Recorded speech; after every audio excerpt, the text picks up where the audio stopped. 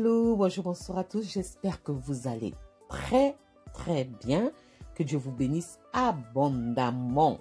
Et je viens vous souhaiter la bienvenue dans la cuisine d'inspiration, saveur culinaire. Encore une fois de plus, merci à tous pour vos encouragements qui me vont droit au cœur.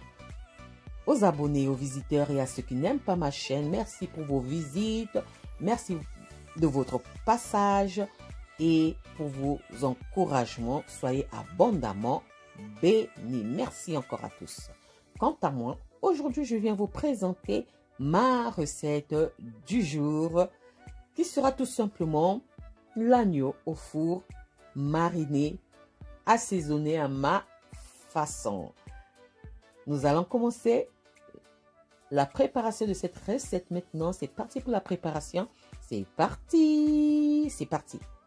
Pour ça, j'aurai besoin d'environ de 2,5 kg d'agneau. J'ai pris la partie du gigot que j'ai demandé au boucher de couper et je suis venue à la maison, j'ai encore coupé les morceaux comme cela me convient. Donc la quantité, ça sera à vous de voir. Voilà, ça c'est pour la viande. Ensuite, j'aurai besoin d'environ 1 cuillère à soupe. À vous de voir, 1 cuillère ou 2 cuillères à soupe de ma moutarde en poudre. On en trouve dans les supermarchés. Sinon, vous pouvez en faire vous-même. La recette se trouve sur la chaîne. J'aurai besoin de 2 cuillères à soupe de piment en poudre, un piment fort en poudre. J'aurai besoin de 2 cuillères à soupe d'ail en poudre. Si vous ne mettez pas l'ail, n'en mettez pas ou réduisez la quantité. J'aurai besoin de 2 cuillères à soupe de mon thé au gingembre. Donc, un thé épicé au gingembre. J'aurai besoin d'une cuillère à soupe de paprika. J'aurai besoin de 3 cuillères à soupe de mon assaisonnement. J'aurai besoin d'huile. L'huile, je dis, c'est facultatif. Si vous n'aimez pas ou vous dites que la viande est trop grasse, ne mettez pas l'huile. J'aurai besoin du poivre noir.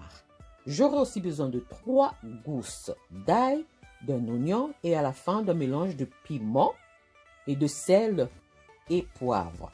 Donc, je viens et un peu de vinaigre, 4 cuillères à soupe de vinaigre. Je viens mettre mon poivre dans un plat. Donc, je fais un mélange d'assaisonnement. L'ail, 2 cuillères à soupe, 2 à 3 cuillères à soupe, mais à vous de voir la quantité. Moi, j'aime bien l'ail, donc... Ensuite, je viens ajouter mon piment en poudre. C'est un piment fort.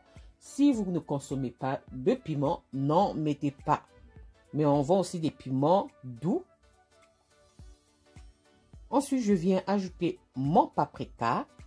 Toutes ces recettes, en dehors du thé, toutes ces recettes-là d'assaisonnement se trouvent sur ma chaîne.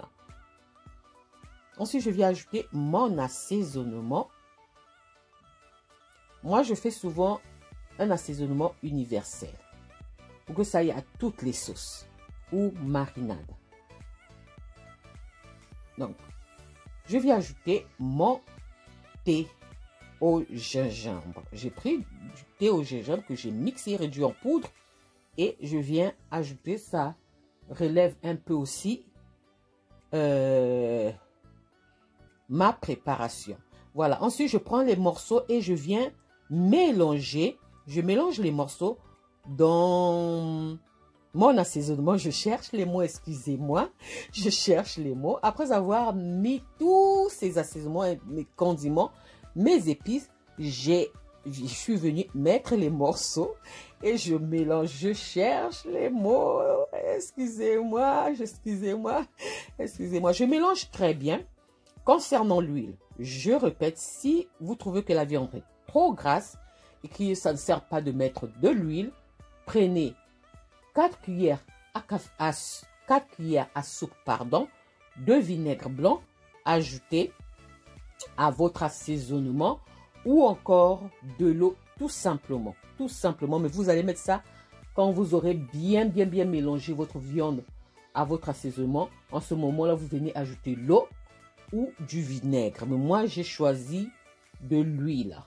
Non, ne venez pas dire, la viande est assez grasse pour que vous...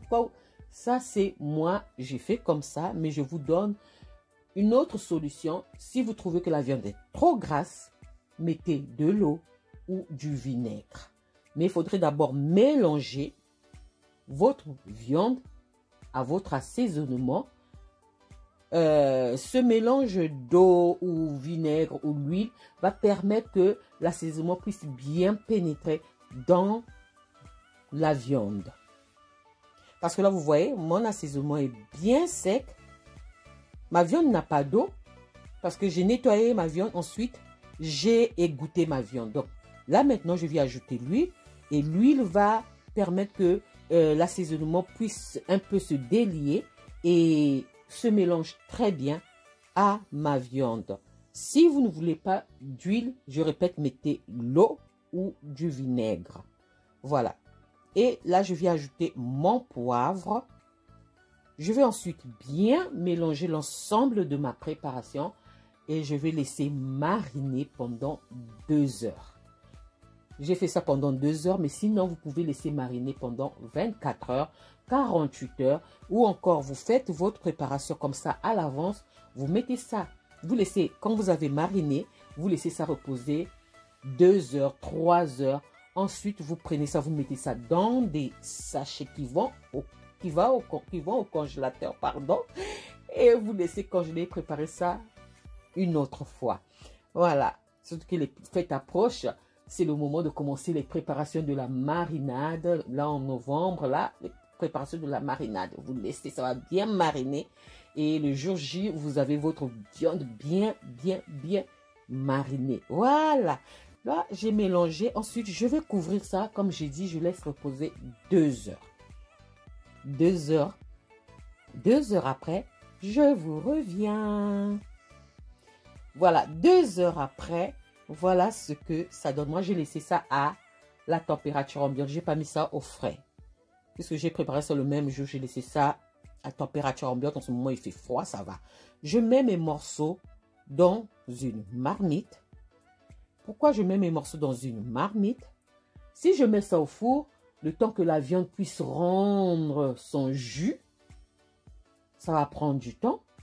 Moi, ce que je veux faire, je vais laisser cuire ma viande quelques minutes au feu, sur feu doux, pour que la viande puisse rendre son jus.